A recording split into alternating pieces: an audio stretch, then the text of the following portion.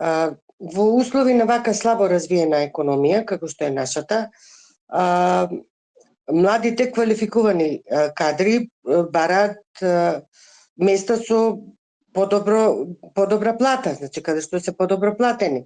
Не дека ние немаме квалификувани кадри, меѓутоа тие обично се во туристичките места надвор од Македонија, каде што имаат подобар доход. Нив ги пополнуваат младинци со, како што велите, навршени 15 години, 17, 18, кои што се во средно училиште и работат во тие објекти. Проблемот е пред се во Стопанската комора, нели, бизнес секторот, каде што се уште се држат ниските плати и се уште работната сила е слабо платена, така да овие млади деца, барајќи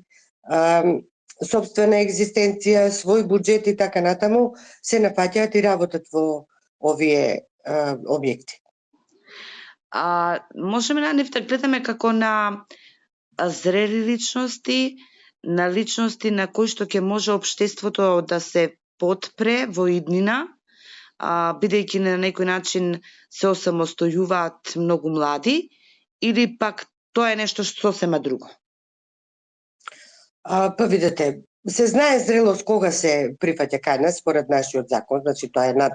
18 години. Меѓутоа убаво е за градење на личноста да се развиваат работни навики, да се развива одговорност, буџет, распределба на својот буџет, за да може младите да си ги задоволат потребите. За нас е, предпоставувам, чудно,